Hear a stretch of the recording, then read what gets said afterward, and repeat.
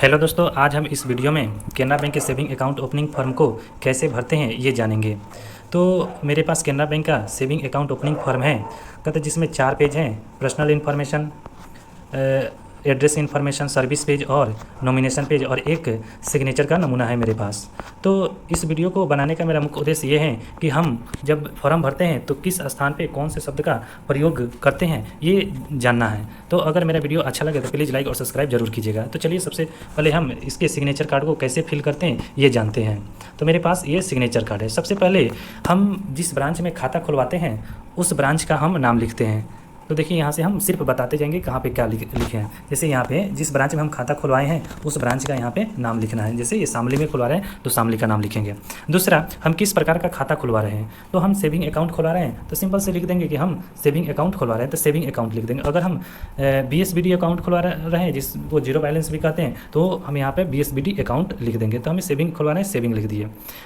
उसके नीचे आएंगे तीसरे लाइन में तो नाम लिखना। तो जो हम अपना नाम लिखेंगे वो कोशिश करेंगे कैपिटल लेटर में हम लिखें। चौथी बात कि यहाँ पे हमारा फ़ोटो लगाना ज़रूरी है। इस कोने में हम यहाँ पे फ़ोटो अपना चिपका देंगे।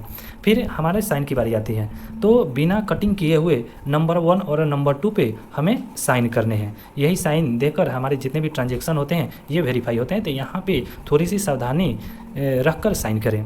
फिर अगले पेज पे चलते हैं कि मेरे पर्सनल इन्फॉर्मेशन पेज पे हम क्या क्या भरना है मुझे। इसको थोड़ा जूम करते हैं तो देखिए एकदम क्लियर यहाँ पे दिख रहा है कि हमें शाखा का नाम लिखना है। ठीक है, शाखा का नाम लिखना है तो शाखा जहाँ पे हम खाता खुलवा रहे हैं वही मेरा शाखा है तो शामली लिख देंगे।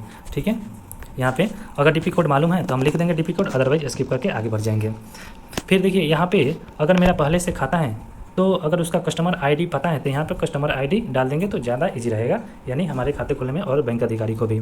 अगर नहीं है तो इसको स्किप कर दीजिए, अगर नहीं पता है फिर भी स्किप कर दीजिए, यानी आगे बढ़ जाइए। नाम जरूर डालना है, यहाँ पे हमारा नाम रहेगा।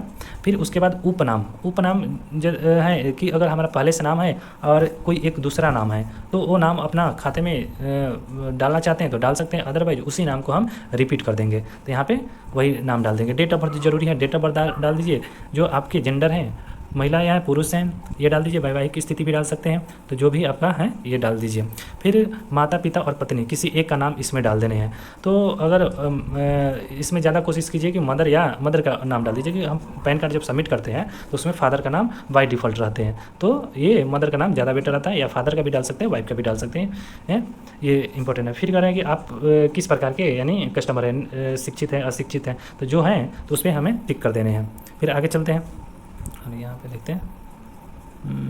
इसके बाद संरक्षण का यहाँ पे हमें भरने की, अगर जो कस्टमर माइनर है जिसका उम्र 18 से कम है वो खाता खुलवा रहे हैं तो वो अपने गार्जियन का नाम यहाँ पे ज़रूर डाल सकता है। यहाँ पे गार्जियन का नाम जरूर डाल सकता है।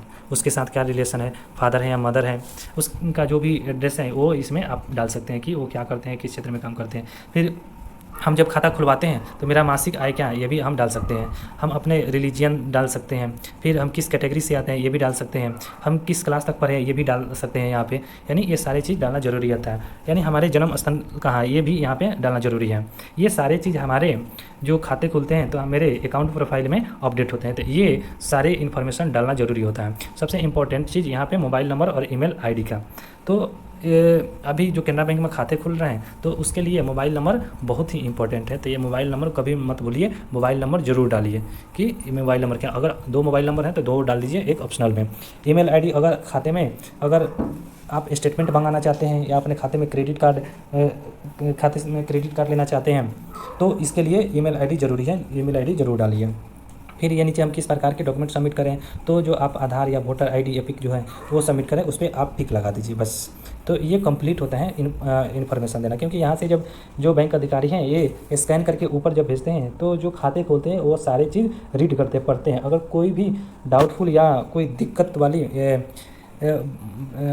समझ में आती हैं तो वो पुशबैक और रिजेक्ट करके फिर वापस भेज देते हैं। तो ये गलती से बचने के लिए सही फॉर्म भरने का ये तरीका है। फिर अगले दूसरे पेज पे हम चलते हैं कि जो एड्रेस इन्फॉर्मेशन है उसको कैसे भरेंगे। सिंपल सा तरीका है, ज़्यादा कुछ नहीं है कि जो आपके आधार कार्ड पे एड्रेस है A to Z वही एड्रेस यहाँ पे उतार देना है, कुछ नहीं चेंज करना। ज़्यादा कोशिश करेंगे कि पिन नंबर से स्टार्ट करके स्टेट, डिस्ट्रिक्ट और शहर तक आइए। फिर उसके बाद सन ऑफ, डॉटर ऑफ, या जो भी टाइटल पहले जो आधार कार्ड में लिखा हुआ है वो ज़रूर डाल दें। हाँ, अपने मन से हमें कुछ नहीं डालना है। अगर नीचे वाले टैब में अगर आपका जो करस्पोंडेंट एड्रेस अलग है तो वो डाल दीजिए, अदरवाइज सेम है तो वही चीज़ नीचे भी हम यानी कॉपी कर देंगे, यानी इसमें कोई अलग चेंज नहीं होगा। फिर आगे चलते हैं। इस पेज की हमें कोई ज़रूरत नहीं है, इसकी हमें कोई ज़रूरत नहीं। ये तब हमें यूज करना है जब हम जो ओरिजिनल जो आधार कार्ड, पैन कार्ड या वोटर आई कार्ड नहीं दे रहा है, तब इसकी ज़रूरत है। तो हमें यहाँ पे इसकी कोई ज़रूरत है, यहाँ पे हम कुछ नहीं भरेंगे। आगे चलते हैं। यहाँ पे देखिए ये डिक्लेरेशन पेज आ गया। डिक्लेरेशन भी हमें थोड़ी सावधानी से भरनी होती है। यहाँ पे फ़ोटो ज़रूर लगाएंगे।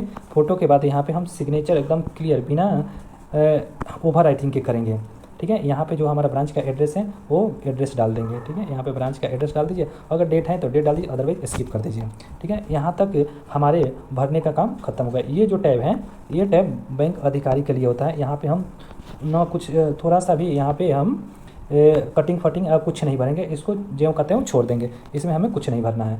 चलिए फिर इसके बाद हम तीसरे पेज पे चलते हैं, जिसको हम सर्विस पेज बोलते हैं। तो सर्विस पेज पे हमें जो जो सर्विस लेनी है वो चीज़ यहाँ पे हम डाल देंगे।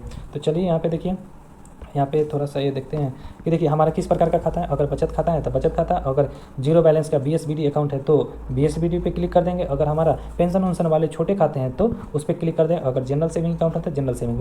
हमारा किस प्रकार का खाता है, यानी अकेले का खाता है तो सेल्फ है, अगर ज्वाइंट है तो हम किस प्रकार उसको ऑपरेट करते हैं, उस ये तीनों में से कोई एक भर देंगे, अदरवाइज छोड़ देंगे। ये जो बैंक अधिकारी हैं खुद पूछ के इसको भर लेंगे। फिर इसके बाद आते हैं हमारे मेन सर्विस पेज का ये टैब। मेन सर्विस पेज का ये टैब में हमें क्या क्या चाहिए उस पर टिक कर देंगे। तो हमें ATM कार्ड चाहिए, ATM पर टिक कर दिए। चेकबुक चाहिए, चेकबुक पर टिक कर दिए। इंटरनेट बैंकिंग चाहिए, इंटरनेट पे टिक कर दिए। SMS अलर्ट चाहिए, SMS पे कर दिए। फ़ोन बैंकिंग चाहिए तो फ़ोन पे कर दिए। मोबाइल बैंकिंग चाहिए, मोबाइल पे कर दिए। पासबुक तो चाहिए, पासबुक पे टिक कर दिए। और ईमेल स्टेटमेंट चाहिए तो ईमेल स्टेटमेंट पे टिक कर दिए। इसके लिए ये 8वें सर्विस के लिए मुझे ईमेल ID अटैच कराना है, ये इंपॉर्टेंट चीज़ है। अगर इसमें से हमें जो सर्विस नहीं चाहिए उस पर हम नो पे टिक कर देंगे। चलिए अगले पेज पे है। ये पेज ये FD के लिए है। कहता अगर आपने नए खाते के साथ FD बनाना चाहते हैं तो ये पेज की भरने की ज़रूरत है, अदरवाइज आप इसको स्किप कर दिए, यानी कुछ नहीं करना। जो ये पेज है, ये पेज को आप बिल्कुल मत छेड़छाड़ करना है, आगे बढ़ जाने हैं, ठीक है। फिर वही चीज़ है यहाँ पर भी। आगे ये नॉमिनेशन पेज आ गया। चौथे जो पेज है ये नॉमिनेशन का पेज है, तो इसको भी थोड़ी सी सावधानी से भरना चाहिए। तो चलिए देखते हैं कैसे सावधानी से भरते हैं। सबसे पहले हम यहाँ से ये कर्सर उठाते हैं।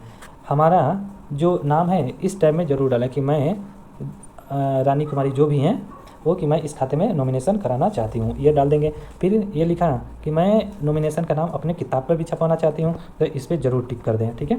उसके बाद आपका खाता किस प्रकार का सेविंग है तो सेविंग लिख दीजिए। खाता संख्या मिला नहीं तो इसको कुछ मत कीजिए। जिसको नॉमिनी बनाएंगे उसका बिना कटिंग किए हुए एकदम स्पष्ट यानी कैपिटल अक्षर में यानी बोल्ड अक्षर में आपको ब्लैक पेन से ज़रूर यहाँ पर लिखना, जैसे ये लिखा हुआ है, ठीक है। उसके बाद जिसका नाम लिख रहे हैं या जिसको नॉमिनी बना रहे हैं वो आपका क्या लगते हैं, उससे आपका क्या रिश्ता है, तो आपका क्या लगता है। अगर फादर है, ब्रदर है, मदर है जो है वो ज़रूर यहाँ पे लिखेंगे। एक सेकेंड, इसको हम ये करते हैं यहाँ से, देखिए वो यहाँ पे हम ज़रूर लिख देंगे, जैसे यहाँ पे फादर हैं, ठीक है। उसका उम्र क्या है, उम्र भी ज़रूर लिखेंगे, ठीक है। इसके बाद उसका जो एड्रेस है, जैसे यहाँ पे एड्रेस है लिसाब, तो ये ज़रूर लिख देंगे। उसके बाद आते हैं सिग्नेचर।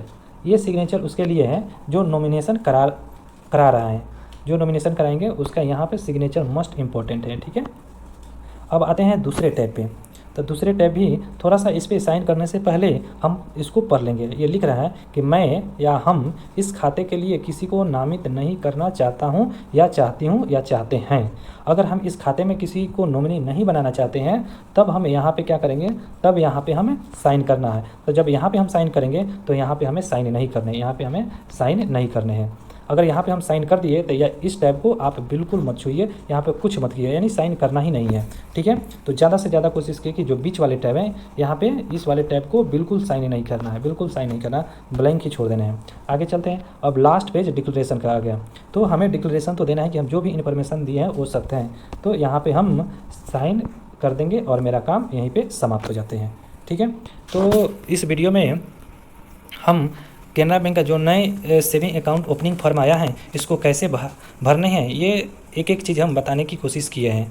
तो हम आशा करते हैं कि आप लोगों को ये वीडियो अच्छा लगा होगा। तो प्लीज़ मेरे वीडियो को लाइक और चैनल को सब्सक्राइब करना ना भूलें। Okay, thank you.